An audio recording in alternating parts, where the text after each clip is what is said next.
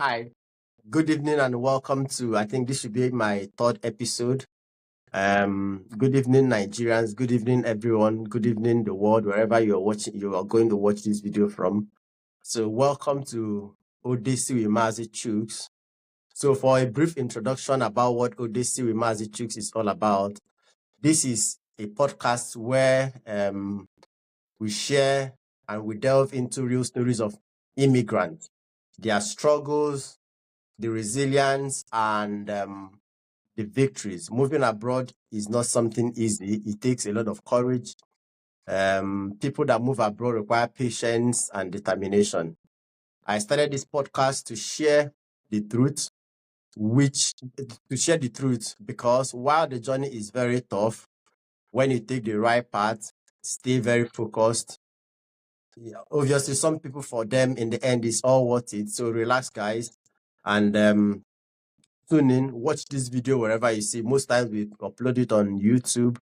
Yeah, let's explore this incredible journey. So today my guest is somebody that I know personally. I'll allow him to do the introduction himself. Thank you. So Thank hi, you. can you introduce yourself, my guest? Yeah. Thank you, Mazi Chooks. My name is Ayodeji Samuel, and I don't know the extent of introduction you want, but I live in the United Kingdom. I live in a small town called High Wycombe. I'm a family man, married with two boys. Let's proceed. I don't know if you want more, of course, I can delve into more. Yeah, okay. Hi, welcome, Samuel. Do you want me to call you Samuel or do you want me to call you Sam? Well, you can call me AY. AY. Hi, Yeah. AY. Okay, hi, Yeah. AY. AY is a friend and a brother. Welcome to this podcast. AY, you're a married man. You live in High Wycombe with your family. Can you share Yeah. your story? How did you before you moved to United Kingdom? When did you move? You know High Wycombe before. What brought you to United Kingdom? Well, that's a very deep question, but I'll try and unwrap it. So I moved to High Wycombe in 2022, February 2022. So actually, this is my third year living in this city. Interesting. Before then, I lived in Lagos, Nigeria, and I worked in aviation. My background is in law. I worked in regulatory aviation for about 8-9 years. But it just got to a stage, I sat down with my wife and we looked at, what the situation was in the country at that time. It felt like there was there was not a lot of progress, really, the way economy-wise, family. I looked at my kids, my boys, and I felt like, do I really want them to grow up in this country? Especially after, 2 years before we had the NSAS, and also all the issues around police brutality. So it was something we started speaking about, my wife and I, in 2021. And then we decided, okay, let's make this move. Let's see what we can do. Let's explore, maybe another country. Incidentally, I'd studied in the UK in the past. In 2010, I did my master's degree here. So UK was more like somewhere I was familiar with. Even after my master's, then I was always coming back to visit. So we thought about moving to Canada or maybe America. But it felt like, again, somewhere that I was more familiar with. I've been here a few times. I have friends there. I have family. Canada, I have friends there, but I don't have any family. And not even friends that I'm close to. So, yes, we decided to come to the UK. I decided I needed another master's for that purpose. So, I enrolled into the University of Westminster for a master's degree in air transport management. But anybody that knows London and knows University of Westminster is in Marylebone. Marylebone is in central London, and it's not it's not an area of town, a part of London that is for students or people that are struggling or that are upcoming. Upcoming. So yeah, it's not because you can't afford to live anywhere around there. And I felt, okay, if I can't afford to live around there, what's the alternative? I just go on Google, started doing my research. What is maybe a smaller town that is not too far from London and where I can easily come to class and go back without breaking the bank. So my research, I found High Wycombe. I saw that there was a straight, train to Marylebone, which is about 30 minutes. I felt, okay, 30 minutes by train is not too bad. So that's how we came about to living in High Wycombe. Prior to that, I'd never even heard of the town. Even with all my visits to the UK, I'd never heard of High Wycombe. I'd never lived there. But well, we decided because of the centralness also to where my school was at that Yes. time. Mm. That was going to be the choice, and that's how we found ourselves here. Oh, thank you. That's quite very well explained. So before you moved, and what part of when you were doing your introduction, part of what you said was the economic situation back home in Nigeria, the NSAS, post NSAS, and probably some other Yeah, challenge. What would you say, like if I ask in the count of a finger, could you list 5 things or maybe 3 things that made you say, you know what, I think I need to go and try somewhere else, considering that you worked in the aviation, which I believe was maybe a good job? yeah. Well, I had a good career. I got a fantastic career working in Nigeria. I was growing. I was at a very middle level Manager. stage. But then back in my previous employment in Nigeria. But again, there are several factors that you consider um, when you're making such a big move. Yes, if I had stayed, I'm sure I would still have been eating anyway. But first thing really was it just didn't feel like Nigeria was making a lot of progress. That's it. It felt like there was not a lot of progress. It felt like we are stuck in this. It was Buhari that was president, and it felt like I'm not a young man. I just celebrated my 40th birthday recently, so Oh, I've congratulations. been. Welcome to the fourth floor. Even though I'm not there yet, you're my senior brother. Thank you, I am not thank yet you, there, but yeah. thank you. So I've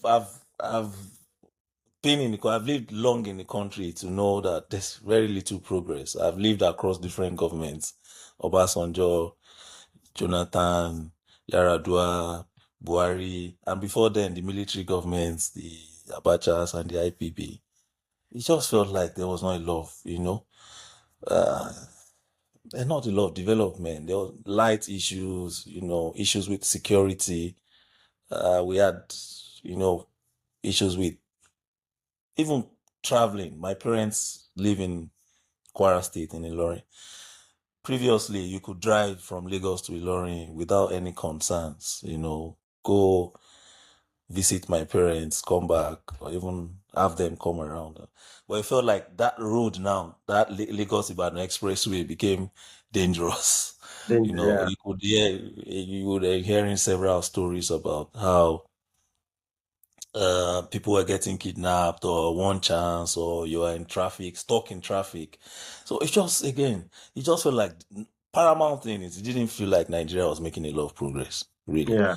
That's one. Then the insecurity, the NSAS again, like I mentioned. Then you had post NSAS, like you rightly mentioned, you had the issues with police. It seemed like police was looking for, instead of being our protector, they were now looking more at like a danger to the society.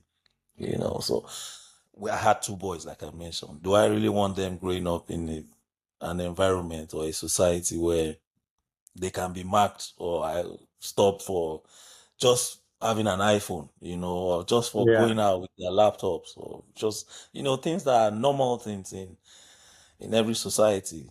It's just so. really, I think this is the security, the economic situation, the police brutality issues with, uh, issues with, what's the word now? Where the police just look at you, look at you because you are Profiling. looking like a fine. Yeah, exactly. Profiling. This guy is a fine boy. He's wearing a chain. I didn't personally. It never happened to me because I mean, like I said, my background is in law. I'm a lawyer. I can define myself. Yeah. But I have two young boys. Is this Mm. really what I want? Mhm. So that really I think are my where my motivation at that time. Yeah. Why I decided maybe it was time to move, to Yeah. leave. Yeah. You spoke a lot about insecurity. One would argue because you said you lived in Lagos. What one would argue what sort of insecurity? Because I know when you mention insecurity in Nigeria at the time and even now, it is believed that it is for a certain region. I don't want to mention region so that we don't go into the debate of which region is experiencing insecurity more and all.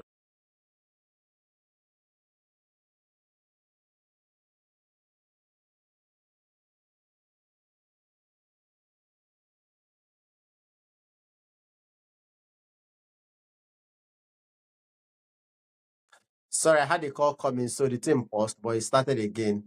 So No you worry. living in Lagos, yeah, saying insecurity, what would that, can you explain further, please? Insecurity. I really marvel when I hear people say this, that say that Lagos there's no insecurity because there are no Boko Haram. Why do we think that insecurity is limited to Boko Haram or limited to? You can't say there are no kidnapping issues in Lagos. There was a point in 2021, 2022 where there was high kidnapping rates on the island. You read about people getting grabbed in Lekki, people getting grabbed, on the third mainland bridge and things like that. That's one. Secondly, there was high insecurity concerning this one chance where you enter a dam full or something, and then it never happened to me. But Yeah. again, do you wait until these things happen No, to you you? don't. Yeah, I Uh, agree. you know, I had a colleague then, a very close friend of mine at the time, who was going to work. I got into one of these one chance buses. It was a scary thing because he got pushed off the bus on the highway after he was robbed all his money. That time he had money with him. He was robbed of over ₦1 million, over ₦1 million in 2021. Was a lot of money. Yeah. A lot of money. Some of this money was not even his, which he had to be repaying. And then before Mm. they pushed this guy down, off the bus, they actually robbed this ointment they call abuniki. It's very Okay, yeah, hot. Bonnie Kebab. Yeah, Yeah. very hot. Yeah. Rubbed into his eyes and pushed him off the highway. I mean, so what level of more insecurity could you? I drive everywhere. So again, like I said, it didn't happen to me. But I'm married. I have my wife. My wife doesn't have a car. We only had one car. Although she doesn't go to work, she's more of she runs her own business, self-employed. Our business is not far from the house, so we didn't really have the necessity at that time to have two cars. But she's maybe going to the market or going out to the island to buy some of the stuff she uses in her shop. So these things could happen to her. It could come near me. So there was high that those fears. It's just not. One And could yeah. one could argue that insecurity is not just peculiar to a nation, so that for you to say you're moving to the UK from Nigeria and part of your reason was or were because of insecurity, one could say, how about moving to the UK where there is known stabbing and all of that, that these are things that are very common in the UK. How do you now how do you now marry both? I think yeah, it's not. We are comparing apples and oranges now. When you compare um, you a random incident that targets a particular demography, you are comparing it now with insecurity that actually does not look at whether you're of a of this demography or not. They don't care if you have money or not before they rob you. I remember one day I was driving from home from work, and one guy just came to my door. Like, of course, my windows are always wound up. He just came to my door and was showing me knife, Mm. and And this was in there was a Lagos. car behind me. Sorry, say again. This was in Lagos. Yes, in Lagos. I lived in Lagos for almost 10 years. So this was in Lagos.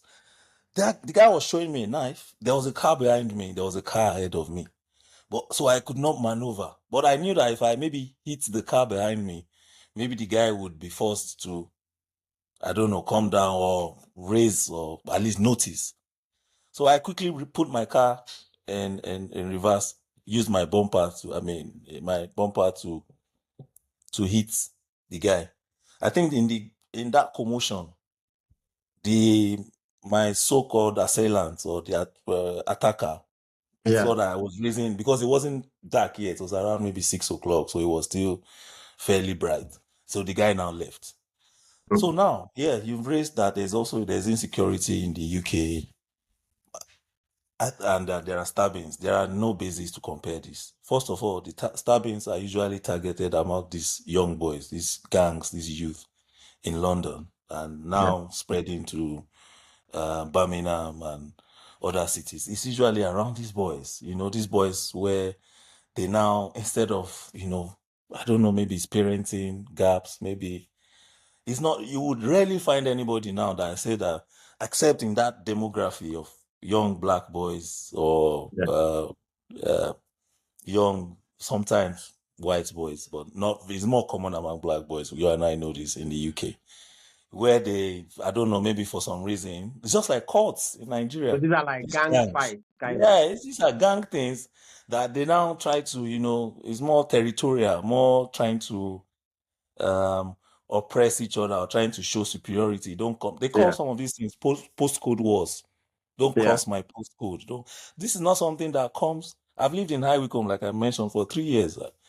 I don't think I've read anywhere. I think the only time I read somewhere that there was a stabbing was among these youths as Boys. well, Yeah. again. And one of them, where one was killed and the other guy was arrested. Yeah. I can work. When we first moved here, my wife used to work night shifts. Mm.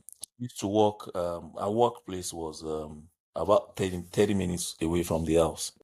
Mm. She used to go there in the evening, 8 o'clock, by herself and walk to work.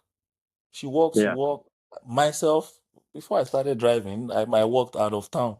My workplace was in next another town called Slough. I can come back home at 1 a.m. walking Yeah. by myself from the train station home. You can't compare some. These issues are not comparable. They are Nobody. not comparable. This is my phone. It doesn't have a case. I've been using it for, I don't know, 2 years now. I don't. I don't need to hold it under my armpit or to chuck it somewhere because I'm working late at night, or be bothered or scared that somebody is going to attract you. It's white. It doesn't have a case. Working at night on your phone. You are Mm. imagine walking from Ikeja, Yanokwaja, Ikeja along. yeah, walking along Ikeja along after from your bus stop and holding a white phone and on your phone. What do you think is the next thing that's going to happen to you?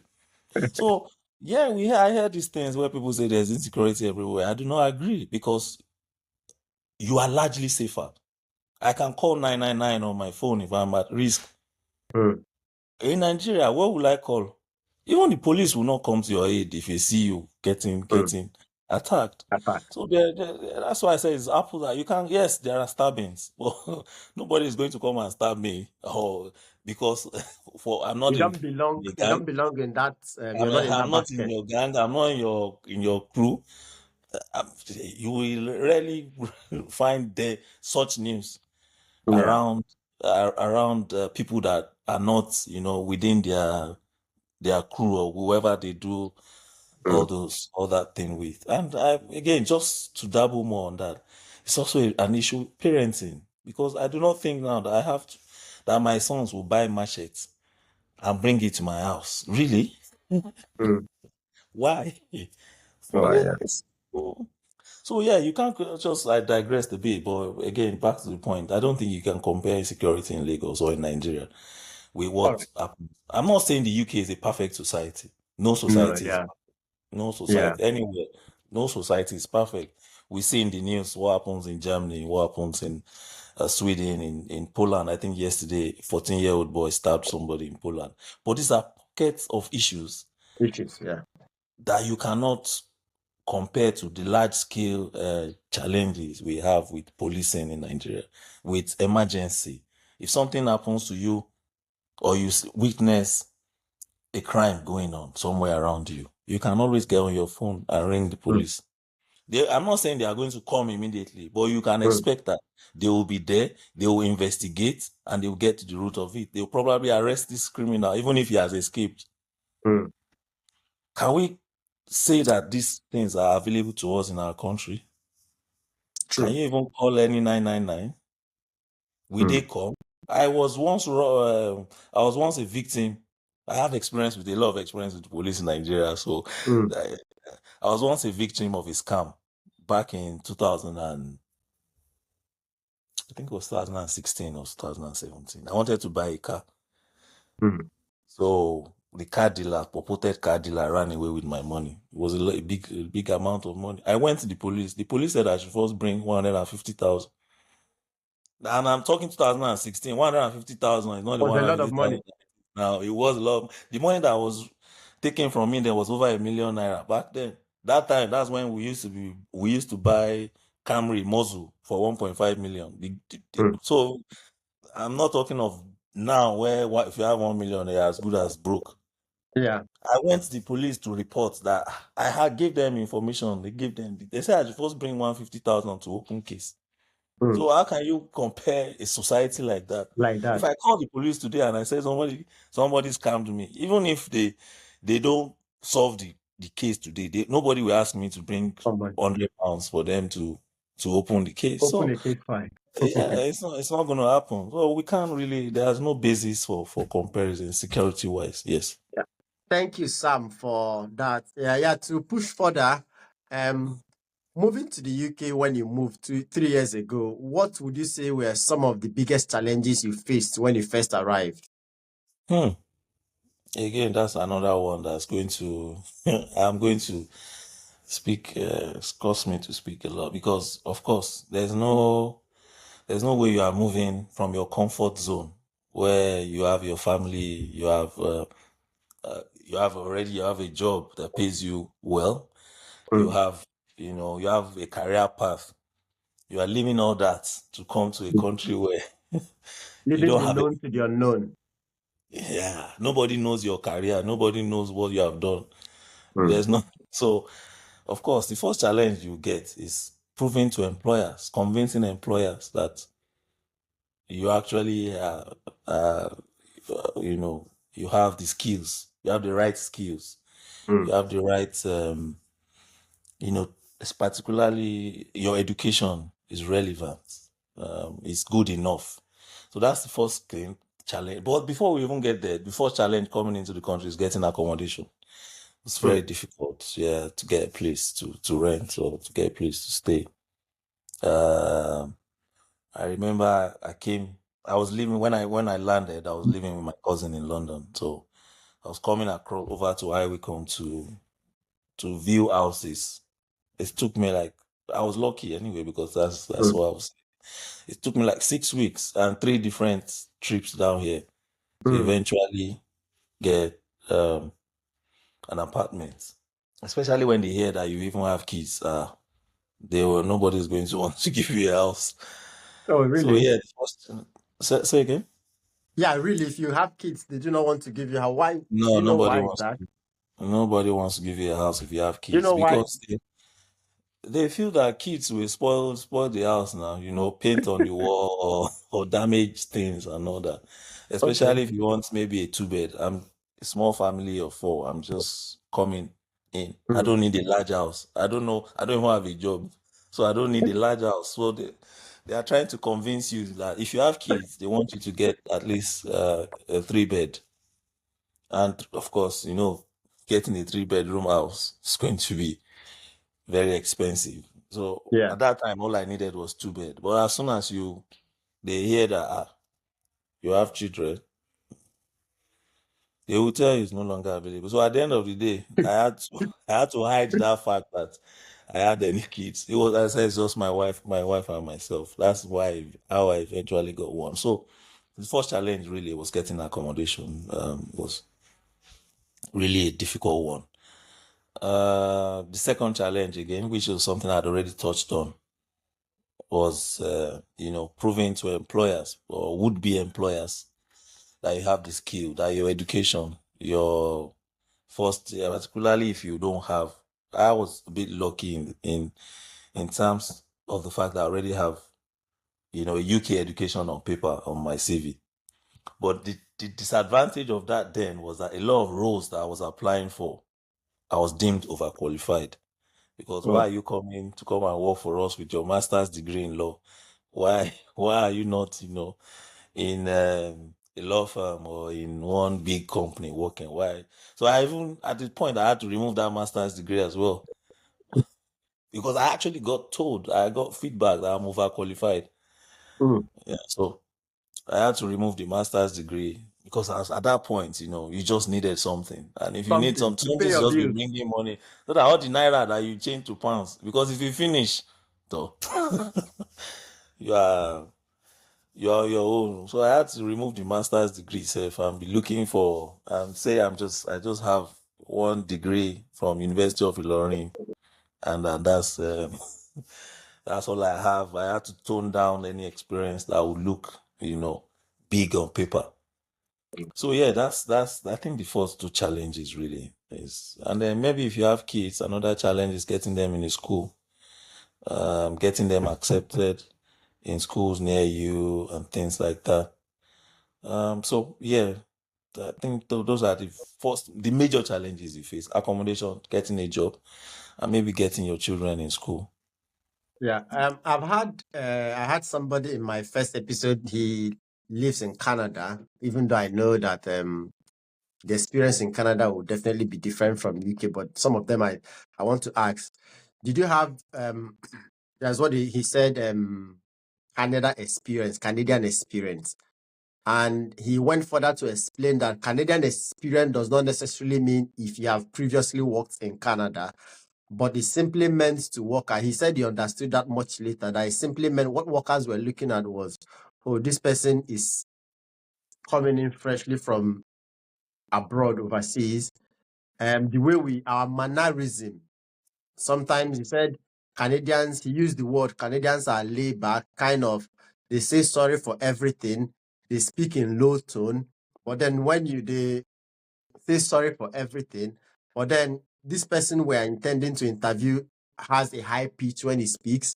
He appears not to be the person that will say sorry for everything. You don't open the door, you don't pass the door and leave the door open for the next person coming in, such things. He said he figured that out much later after struggling to land a job. And when he figured that out, he got his first IT job. Did you think that was anything you experienced? Well, yeah, you rightly mentioned that maybe experiences across the different countries might differ. But one thing, of course, having lived in the UK yourself, one thing about the British people is they are extremely polite. They are also a group of they are people rather that also they are that their fake smile that they flash at you, even though uh, it's not deep. So I think that's that similarity in cultures. The British will also say sorry, excuse me, please, thank you at every point. But I don't really think that really filtered into you would call the British work experience. Personally, maybe that's my own experience, but I Yeah. don't think I needed to show when you are interviewing, especially for in the proper corporate corporate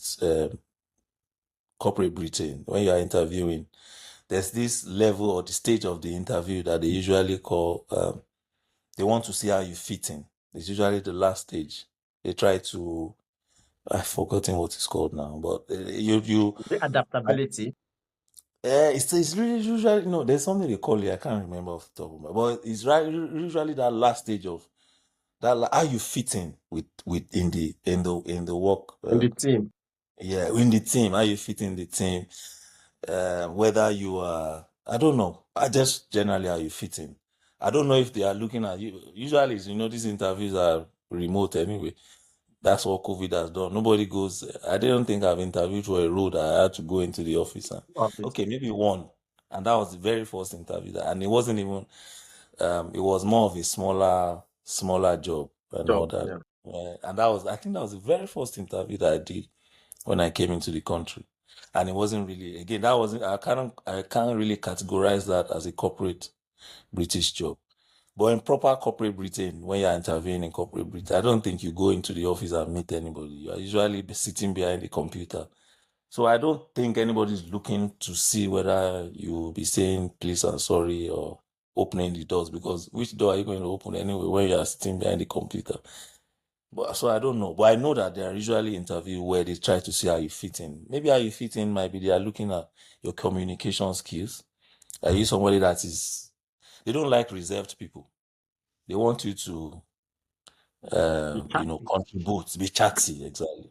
They don't like, maybe that's what they are looking. I think that's, I've seen that they like you to talk, to be chatty, to communicate, to be a friendly person, an approachable person. Your demeanor.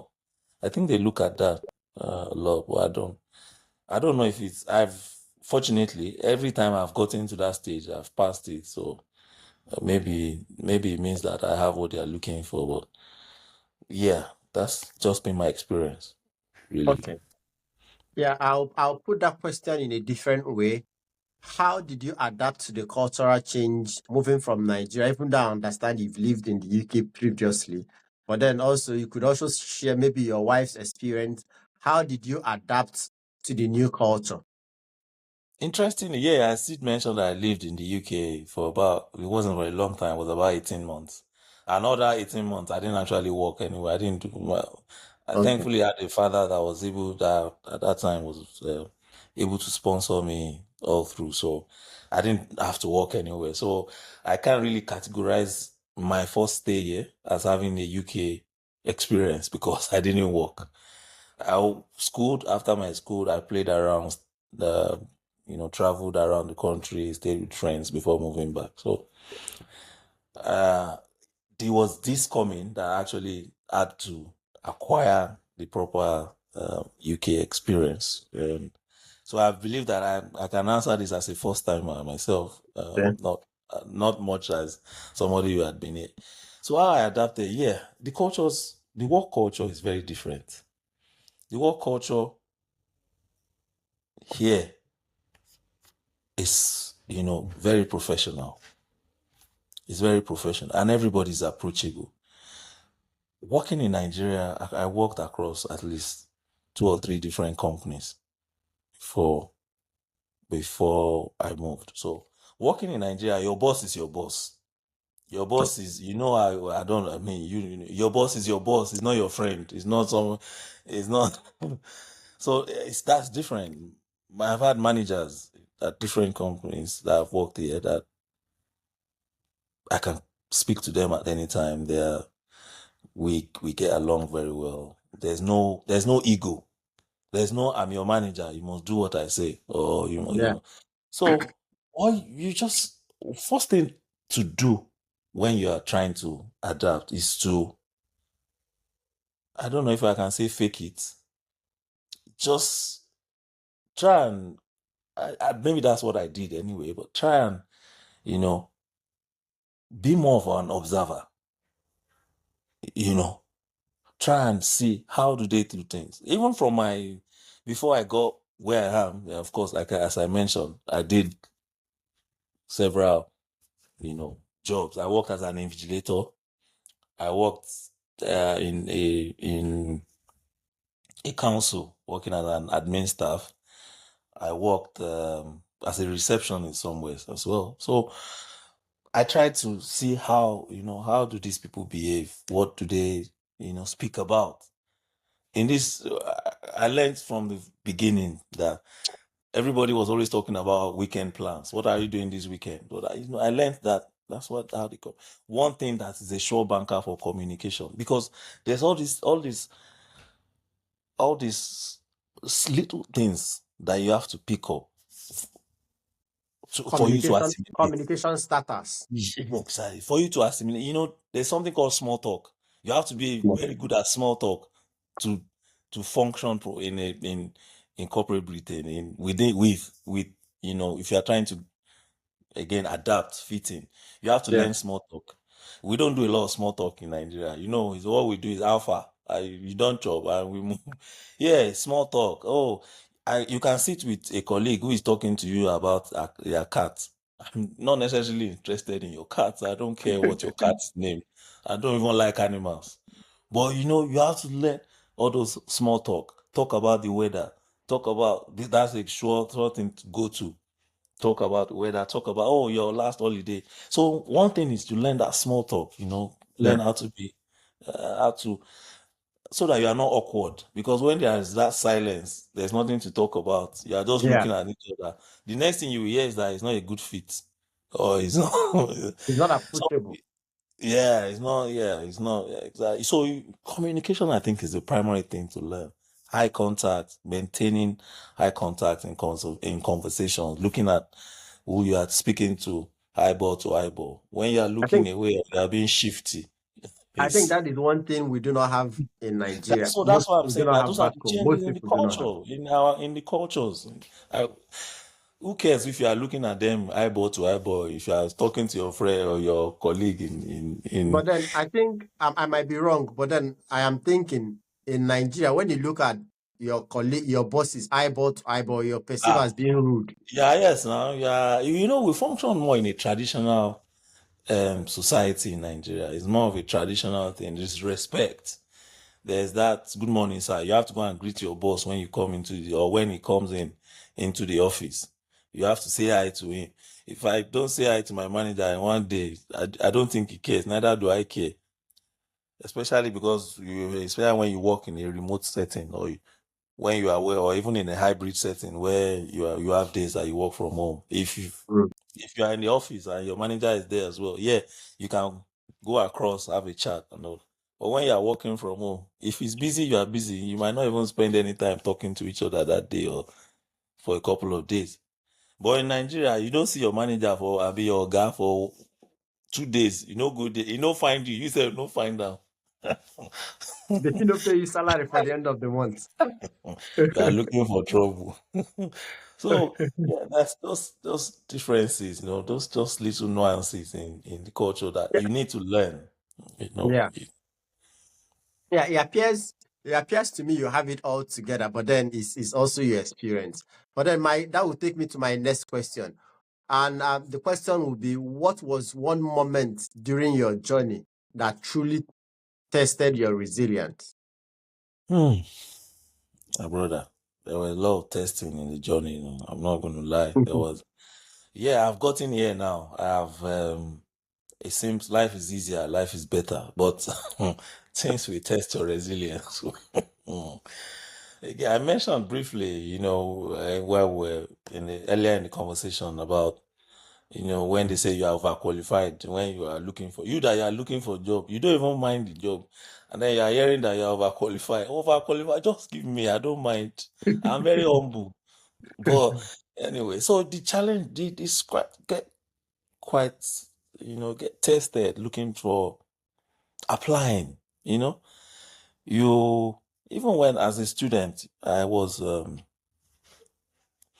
not going to make mock anybody or trying to make jest of anybody, but one thing I knew I didn't want to do. I never wanted to work in care. I just or do warehouse or those things. I'm not mocking. It's good. People do it or did it, and my wife works in support now. It's just my personal. I just felt like all these years of experience, I will not be able to get something that I wanted to do. So that resolve that I was not going to do care, it got tested at the point. After I Mm. apply, I know see. I was getting unfortunately. And I was getting, I set a target for myself then that I was going to be doing 20 applications a day. At the 20 initial stage, applications a day. a day. That Wow. was my that was going to at least 20 minimum. Not it could sometimes it could be 25, 30, but I said minimum every day. Shooting my shot at everything from customer care to admin to reception, anything that at Was least not sorry, was this after uni or during uni or before no, uni? no, during uni, because a lot of these roles as well during uni accepted 20 hours. Some were part-time, Okay. you know. Yeah, some were part-time. Um, so during uni, because I mean, uni, I needed to feed, I had bills as well, you know. I had small school fees that I had not finished paying. I had Mm. just moved into a flat. I had to pay bills. No go. They won't understand. Your landlord and your gas and electric. They won't hear that you don't have job. You get. So I had bills. So I wasn't looking for anything big. I just needed, that just that customer care, that admin job, that receptionist, whatever. So that was what I was firing out, looking at part time really mainly because um, there were some that were looking for 22 hours, 24 hours, 20 hours. Unfortunately, we had 20 hours restriction. At the end of the day, I had to go and start. There was a Domino's that was close to me. I saw that they were looking for people to come and work there. I had to say, at least when this unfortunately is not changing to anything, then let me go and be working in this pizza place. Mm. They sew uniform for me that time, give me Oh, shirt and okay. no. That was when I was still a student anyway, because that restriction was a very big thing that doesn't let you get opportunities. I remember even when you apply for the part time and they ask, you eventually get something. You don't get, unfortunately, but you get something. They then ask you to send in your right to work, and then they see the 20 hours there. They will say oh, this requires 22 hours, and that there's nobody to monitor whether I am going to only do 20 hours. Plus, they needed somebody who could do that 22 hours.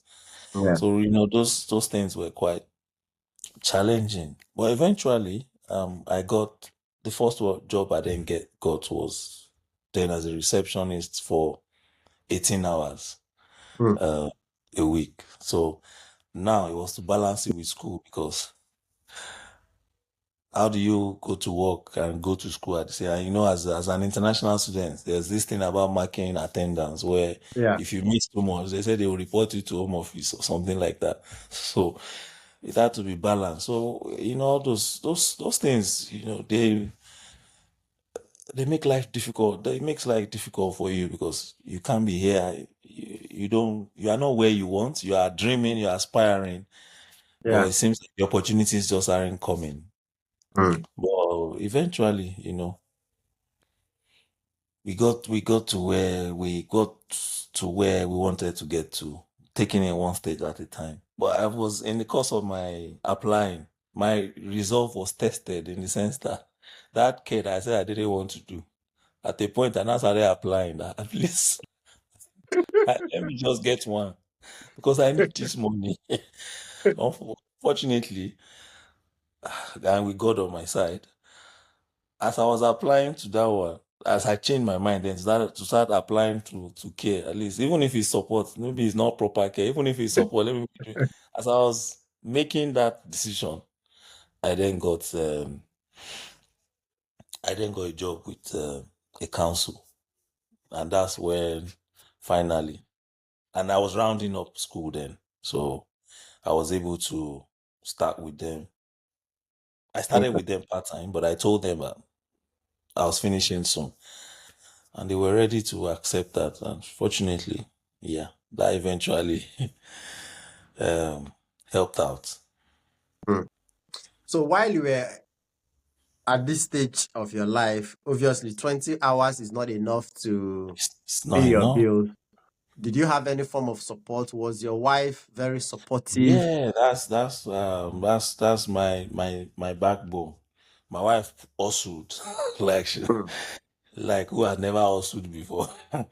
She hustled, so like her neck was going long. As she was doing the night, she was combining it with two ad agency on the side.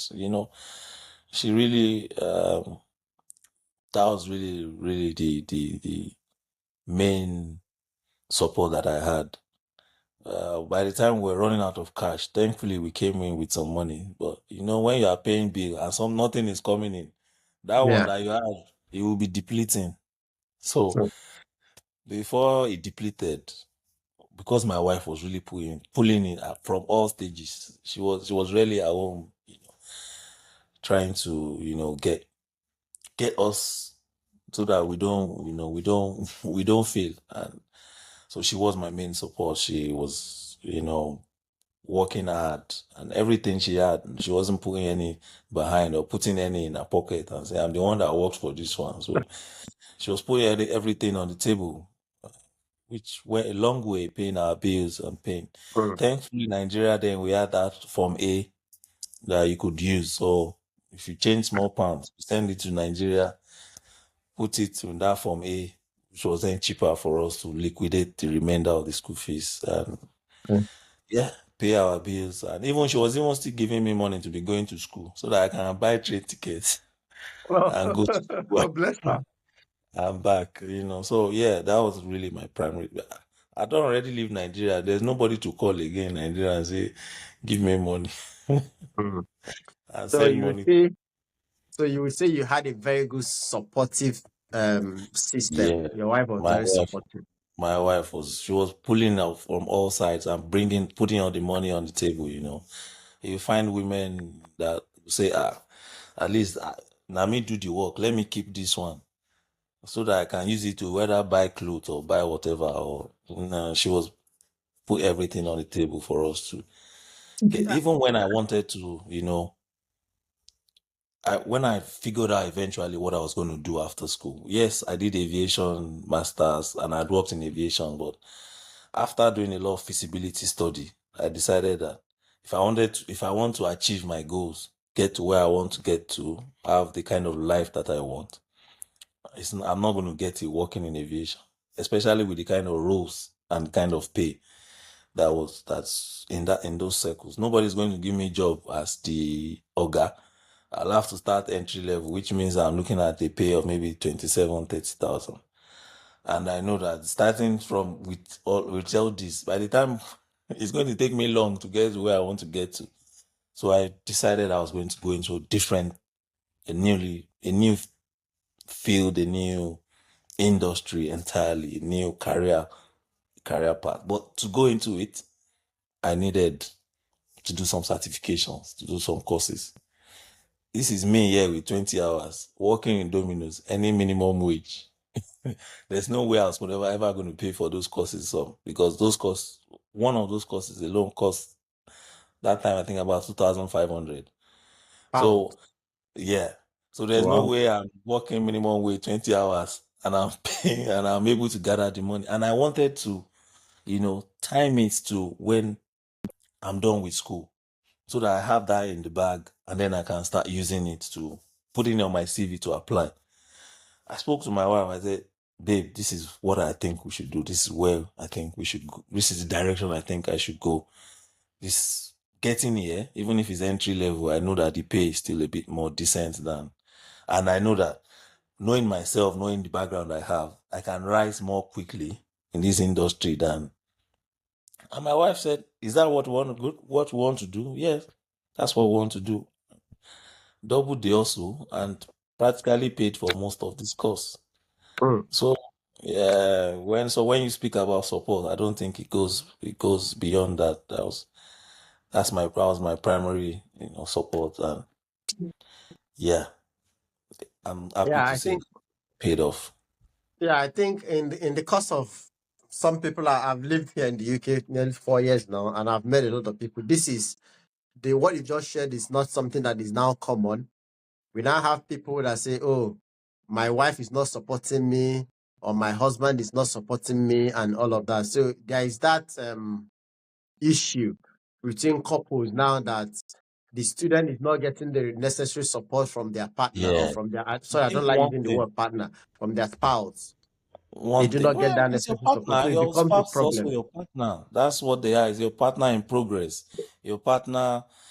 What does a partner mean? Your partner is me and you. If we are together now, for instance, running a business, you are my partner. Yeah, When you are okay. together in a marriage, Sorry. running life. Why I do not like the word partner, the English Okay. word partner is because it also means other things. And if you're aware in Britain, it could also be, which I do not, because of, I don't know where this video will get to, but I just prefer spouse. Of course, spouse could be, yeah.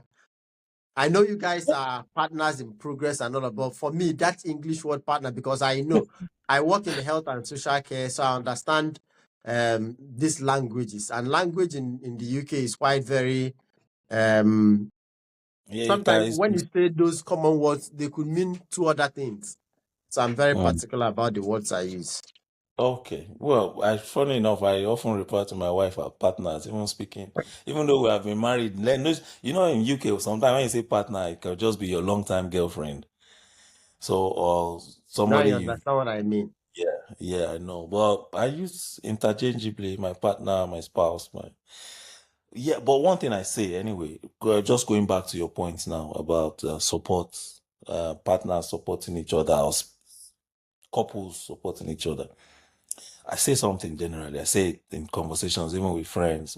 If your marriage is not strong in Nigeria, or you guys have not been working together before, or you have not been treating each other well Mm, in Nigeria, you move here, it will expose. mm, Trust me. There's nothing that will cover it anymore. It will mm, get exposed. If so, my wife now, all the times we've been married for 11 years. 11 years. It's going to be 11 years next month anyway. So I can say we've been married for 11 years. mm. We lived together in Nigeria for 8 years, right? Before we moved here. Yeah, Those 8 years, my wife she didn't have a job, like going to work and coming back, like a formal. I was running my home 100%, 100%, paying my children's school fees, paying my house rent, whatever she wanted. When my wife wanted to learn a skill back then, she's a makeup artist in Nigeria. She learned to be a makeup artist. This morning was funded 100% for her to learn how to be a makeup artist. So this is a marriage that we have built working like that. Giving, I'm not saying our marriage is perfect. Just again, nobody anywhere is perfect. We yeah, have our ups and downs. Everybody does. But one thing that she can, if you ask that, or that can be taken away, is that I've always supported, I've always been 100% the provider in my home. So mm, we now move into a new country. Do you think that a woman that I've taken care of like that will now come into the country when I need her help? She will now say no. Unless you have married the devil, and which is then not your wife. That's yeah, when you face. So we've always worked together. We've always, yeah. we understood each other. So that's why I said, if you've now, for instance, you have not been able to work together, plan your marriage or plan your life together, or you always, some men now, I don't know, or some women, they don't, they I don't know, they don't work together. Some marriages don't work together. Some marriages it's just generally, maybe the husband has always been I'm not trying to call anybody names now or something, but in some homes where you have a man who maybe doesn't provide, collects salary at the end of the month, spends everything on his own, on beer or girlfriend or something. So do you think that in that situation now, that guy, or although that kind of marriage moving here, do you Mm, think that the woman will now say, I want to give you all my money? yeah, It's going to be difficult, sir. yeah. It's good. That's why I said, and then, or maybe you've been maltreating each other one way or the other. Or maybe the man has been beating the woman. You now see moving to the UK. That's an opportunity for her to now say, hey, touch me one time like this. This country now. And you see yourself. Even if now the woman beat you, Now you they go come out for the Now you they will house. come out true. Now you.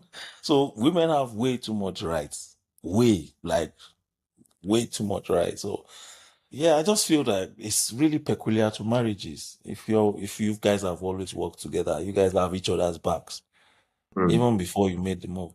I don't think that woman or that man will not get into a new country and then change.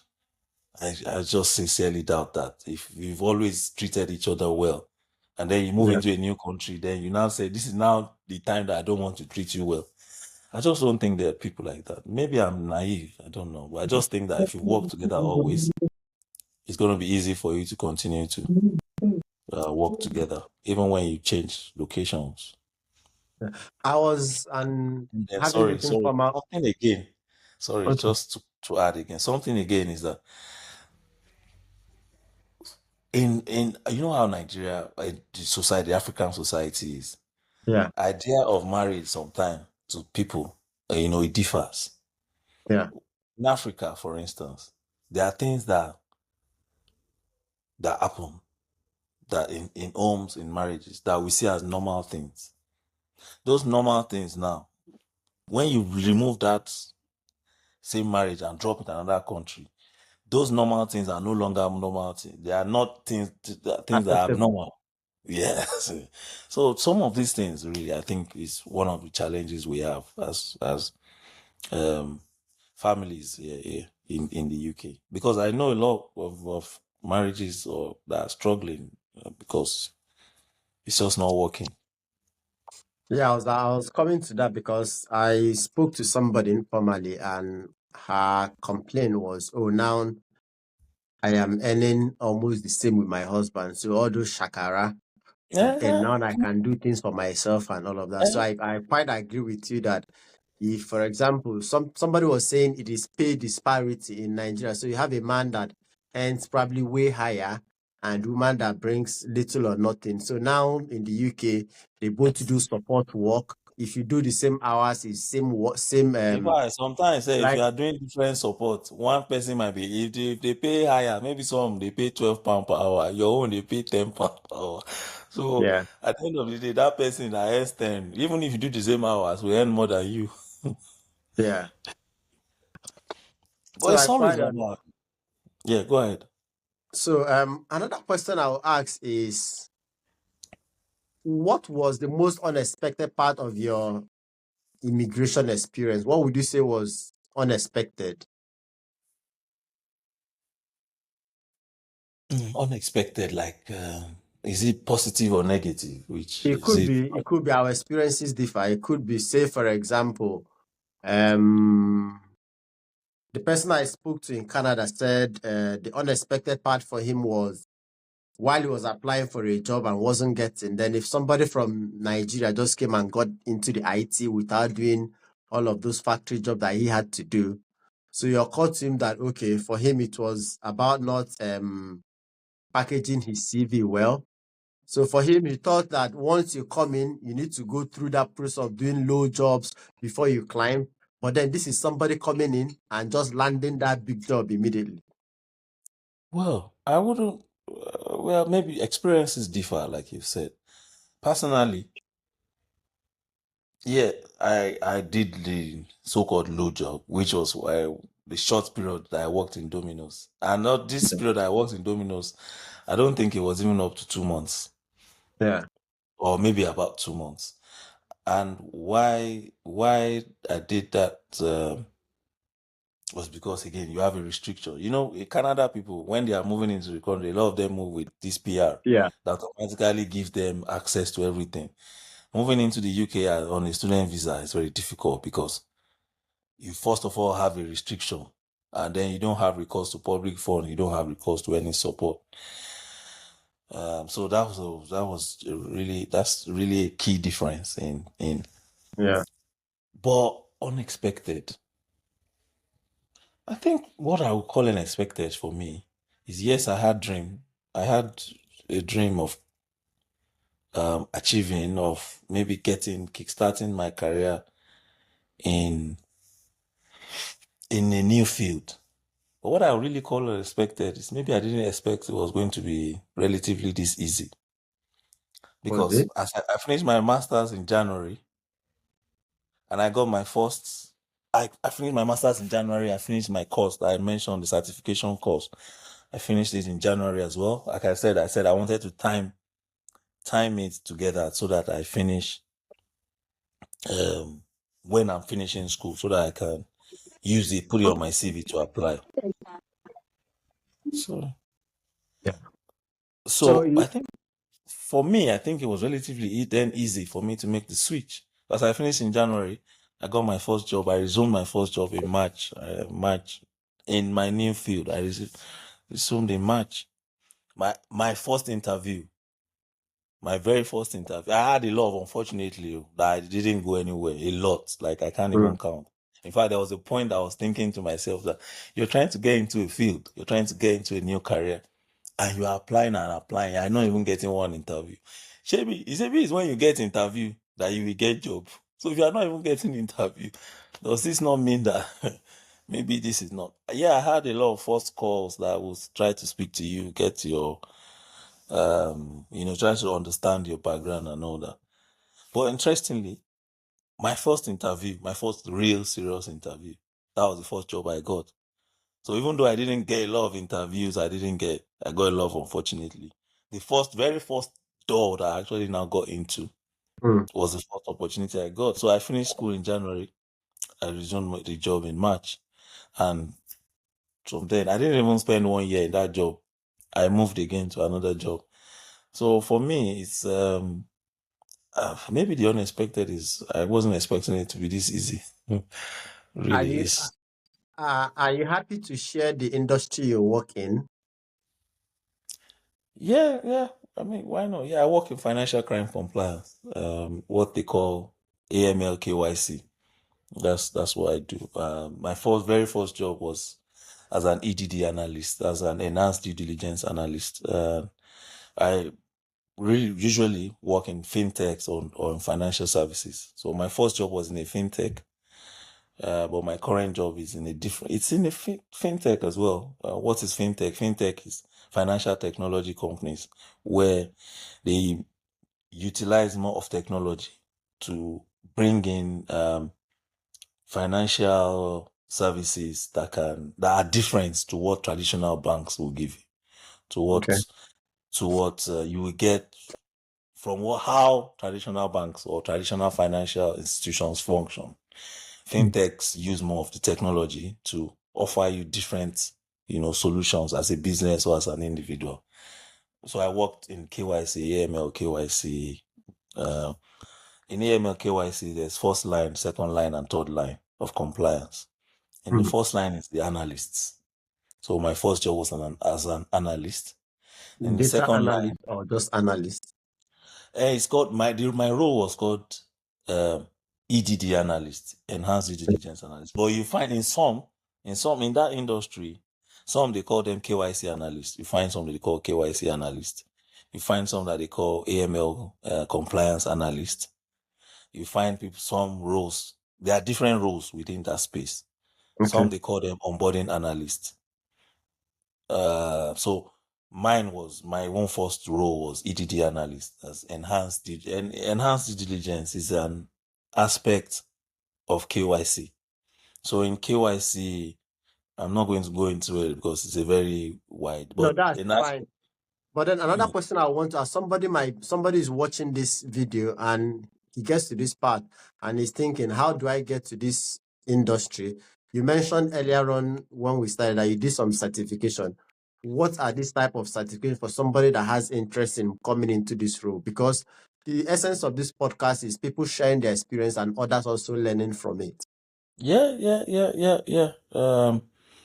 And I also know that you've mentioned to me at some point that you were open to training people to coming into this industry. So if this is an opportunity to also elaborate on that further, if you're happy to. Yeah, you're right. I did mention that. Yes, I did a certification.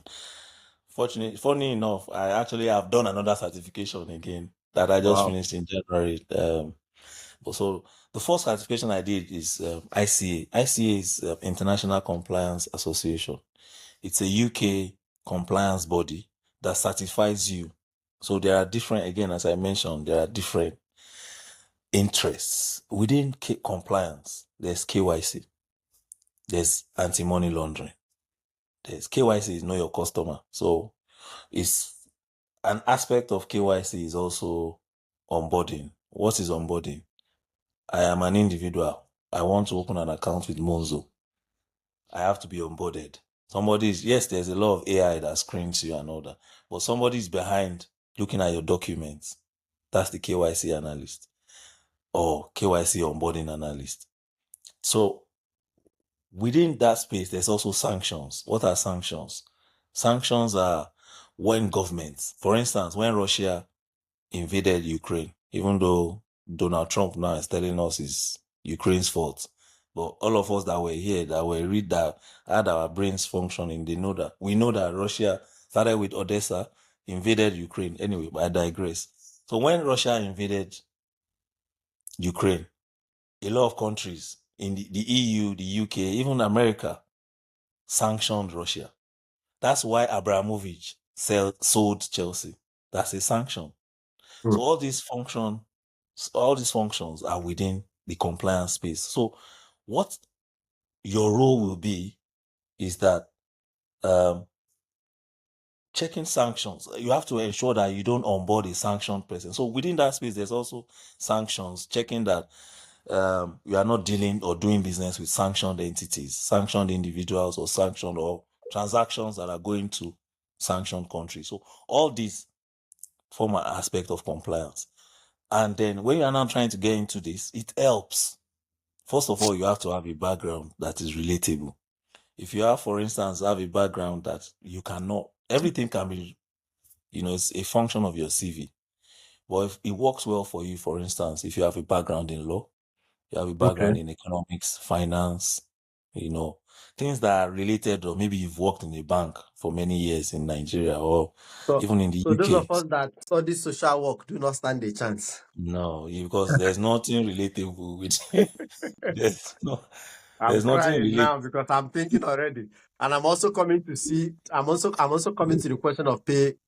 You might Yeah. not say the exact way, but then the pay bracket. But then carry on with the Yeah, yeah. certification that So one needs to have. yeah, so your background.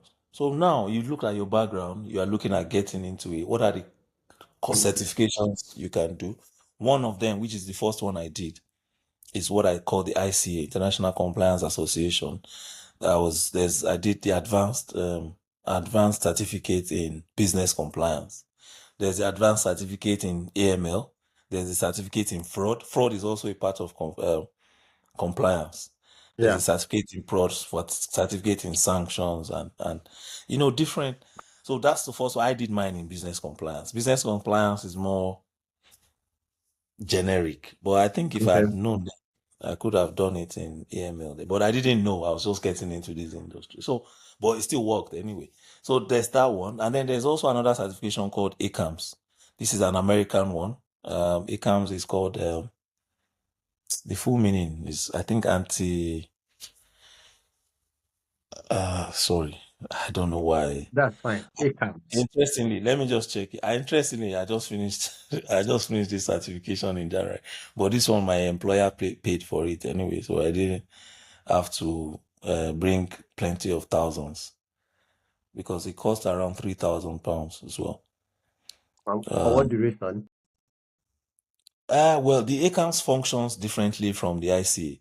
The ICA is 6 months.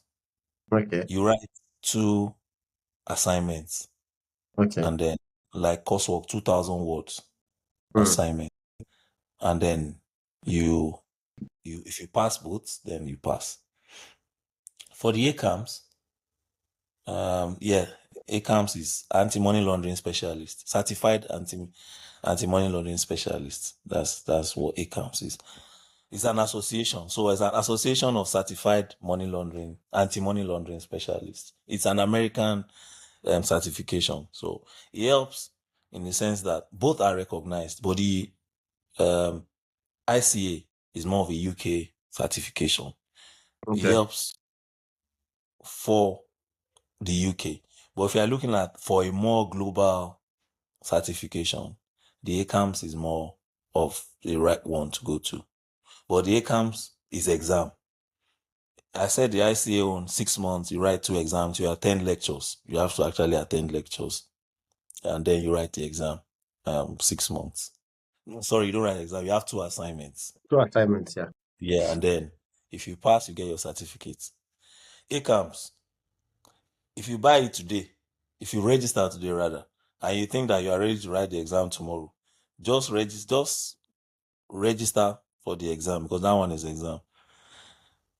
120 questions, you have to pass at least 75, and then that's it. You pass. So that one, I think I took my time because there was no rush. I started in October. I wrote the exam in January.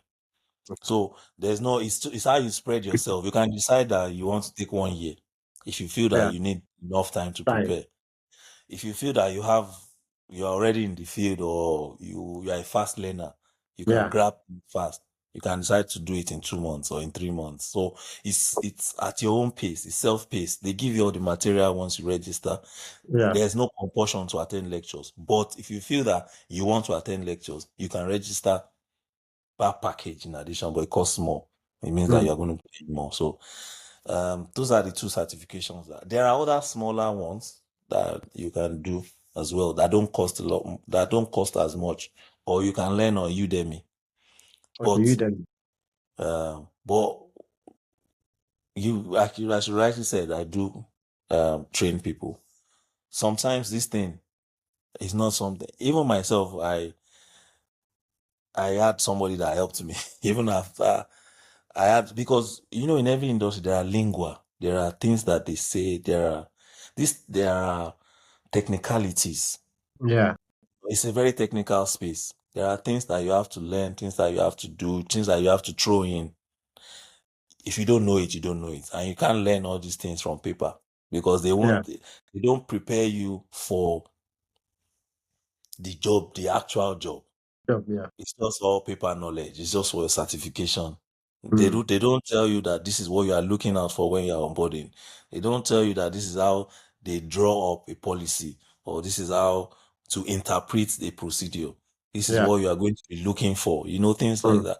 They won't Mm. tell this is all, regulatory paper. You know how exam is now. Does Yeah. When you went to school, did your school teach you, okay, now you say your master's is in social work, right? Yeah.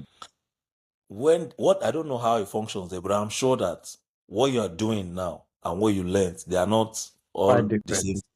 same. No. It's the same way. It's the same thing when you're in my field. What you're doing, what you learn, and what you're actually doing, the actual work, Mm. it's not what they will teach you. So that's really why that's where I now try to provide that service rather, What? to help people if you're trying to get into it. And at least I had a couple students that have been able to get roles, or that learned out, been able to get roles. One works in fraud. Interestingly, I myself, the fraud aspect is a bit more tricky for me. And even though I helped prepare him, he was able to get a role as a fraud analyst. And the other person got a role in KYC. So, Mm. yeah, you mentioned pay. Yeah. So getting into KYC, that's which is why I said I felt that that was more like what I was looking for. Usually the starting salary, some pay less, some pay more, but the average starting salary you find is like 40,000. Mm. Some are lucky. The guy that I said, for instance, going into fraud, became a fraud analyst, got his first job as a fraud analyst. He started with 50K. Mm. So when I started, I started with 40K. There were people that said theirs is 35, some 45, but the average is 40,000 really when Mm. you're starting. But Interesting. as it goes high, I moved from that 40 that I started with. I moved like much more within less than 1 year, Mm. just switching roles and moving into another line. Now Mm. I'm no longer working as an analyst. Almost, at least added like almost 50, was more than 50% Mm. increase. Just I don't. My math is very bad. 50 when you- well, I think it's more than, I would say it's more than 50%. 100% will be the whole figure, right? Yeah. So yeah, more than 50% just moving within less than a year. And so it's Hmm. Yeah, it's it's thank you for sharing. So we are nearing coming to the end. So my final or second to last question would be, what advice would you give to others who are thinking about making this similar move? For example, either they are moving from Nigeria to coming to the UK, or could be any other country, or people that are already in the UK and probably are working in the care industry or in any other industry and thinking, I honestly want to transition into something similar or something, any job that could probably give me opportunity to earn much higher. So it's a two-in-one question now. if you are looking to move, first of all, I'm going to say something. The UK that I moved into when I came in and the UK of Now, 2025, they are two different countries now. Yeah, yeah. So I agree. as much as yes, I think I moved at the perfect time, really. Mm, As much as yes, I can give you advice or I can tell you it's the right move to make. Moving now across, it's not even just UK. I have friends in Canada. I have friends in Australia. My younger sister, my own blood sister, lives in Australia. So mm, now, I think, there was a lot of influx of people between 2000 and 2022, like a lot of influx. Did you say People moved, 2000 or 2020? yeah. Sorry, 2020, that's what I mean. 2020 and 2022, there was a huge influx. A lot of people moved. So now, this are now led to a rhetoric where different governments now are trying to clamp down on immigration Mm, because it feels that there's been massive immigration. When I came in here, when we moved, my wife got our first care job within 3 days. mm. 3 days. I don't think anybody comes into this country and even care now. You can't even get it after No, looking. no. So that's why I said the UK I moved then. There were very many more opportunities. Very Mm, many more opportunities. I'm not saying no people are not getting jobs, but now you have to. I told you, like, as after I finished school in January, I got my first job in the industry I was targeting. I resumed in March. So now you have to exercise even much more patience, and then now things are even more expensive. So these are things you prepare yourself for. When I moved into my house, my first flat, which is where I still live till now, um, my rent was £950 for the 2 bedroom that I'm living in, sizable rooms and uh, now I don't think there's any 2 bedroom in Iwicom that you rent for £950. So 1,400 and above. so that's why I said the UK of when I moved just merely 3 years ago Mm, and the UK of now, mm. they are no longer the same. So if you're looking to move, I think the cheaper now it's even more expensive to move because how much is a pound now to naira? When I moved, a pound to naira was less than 1,000 naira. Now a pound is more. I think it's coming down now recently, but there was a point it was like almost 2.5. Yeah. Now it's still around 192k, 192. So now it's become more expensive. And where are you going to move to? A lot of these countries are themselves. I read recently down that Canada was locking up, canceling a lot of things. Now you cannot make switches. So you have to be ready. If you can afford to, you have to be ready to face many more challenges. You Yeah. have to be really, really patient. I'm not saying don't move. I'm not ever going to tell anybody don't move because anybody have told me to them that I should not move. You see them as being. So I'm not going to say don't move, but you have to be ready. Things are much more houses very much more expensive. Cost of living is much higher. Jobs very much, is now more difficult. Even in my company where I work, they were going to hire another person on my team. Now they've suspended that till Q3, Q4 because It felt like they're still trying to monitor. The Labour government came up with new policies around taxes for employers NI. We call it employers NI. How much you pay. Because as they're hiring us, they are paying the government for hiring us.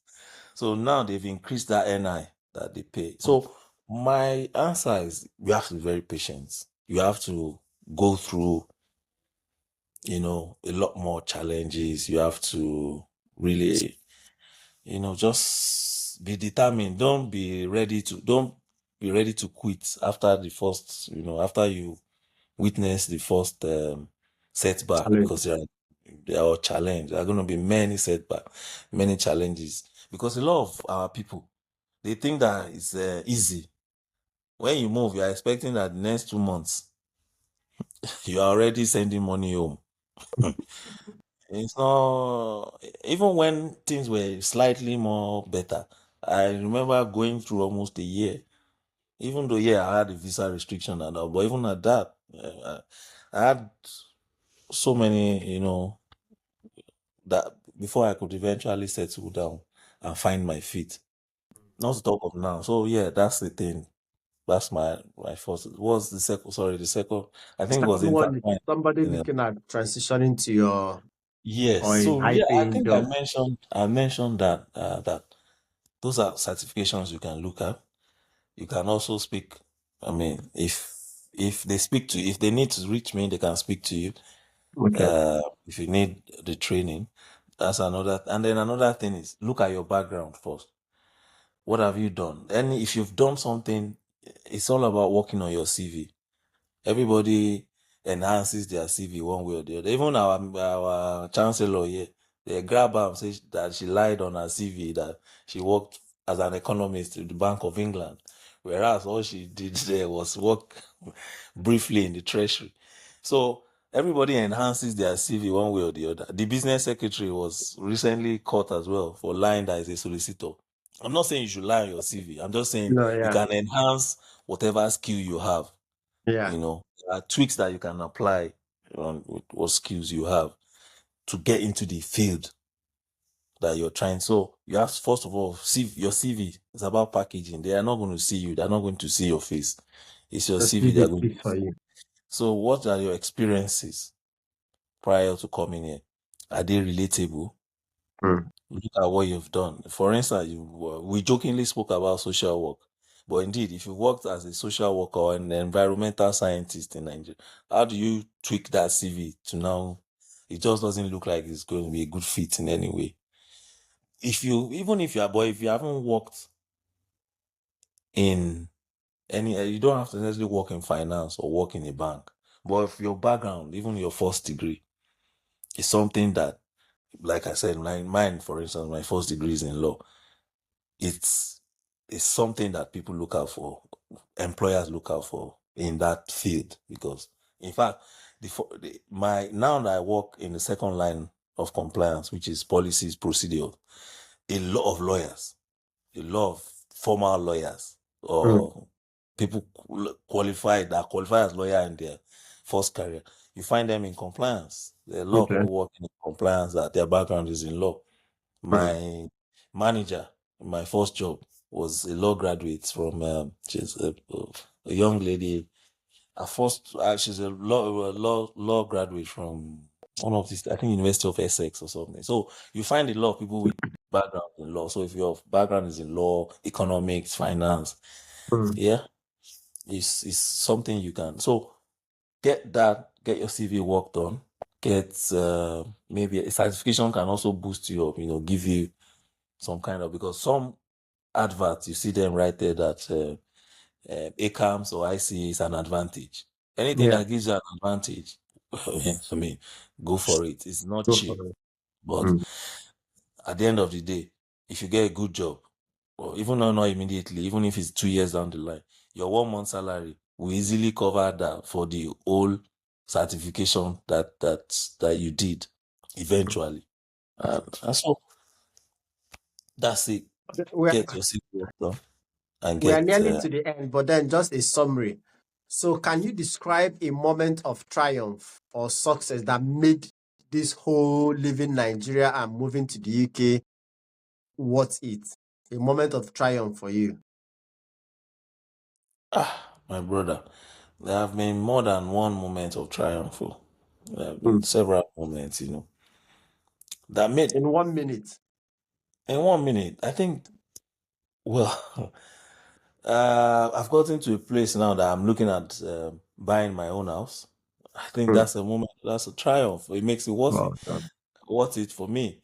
I've gotten, since I moved to this country, I've gone on more holidays that I can count. So, which means that I've been able to um, upgrade my standard of living. It's a triumph for me because one thing that I made made up my mind, which is why I said previously that I didn't think that I wanted to work in care, was I didn't want to drop a standard. I didn't want my standard of living.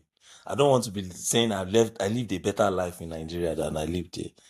That Mm. would not make my relocation worth it in any way. Mm. So for me, it's that the fact that I'm able to even now supersede the standard of life or standard of living that I had in Nigeria.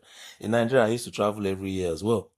I've been Mm. able to now increase even the once every year that I used to do in Nigeria. So at least 2, 3 times a year I go Wow. on holidays. So there's been several, that's why I said several moments of triumph. I've improved my standard of living from what I had in Nigeria.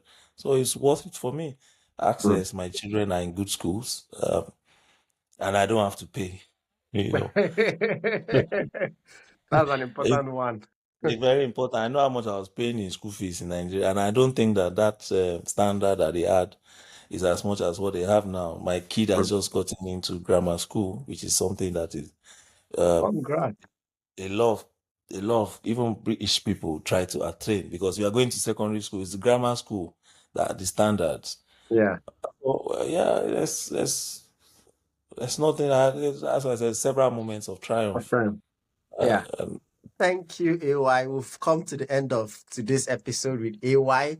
And thank thank you you so very much much. for sharing it, for being truthful with your experiences and bearing it all out for people to learn from. And like you also mentioned, if anybody is interested in having training in your line of field or career, that if they contact me, then I should link them up to you.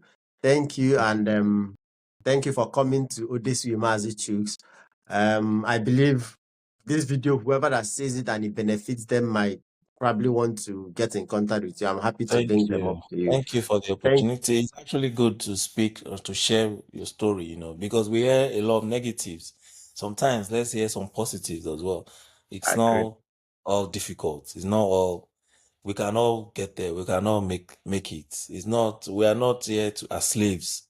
We Mm. can work to, earn this and live a good life regardless of your accent. I don't have a British accent and I don't I Neither don't do I. have so yeah, and I don't have white skin, but I am able to function in an industry or a career where in my company, you look around, I'm probably one of 3 or 4 black people in my company.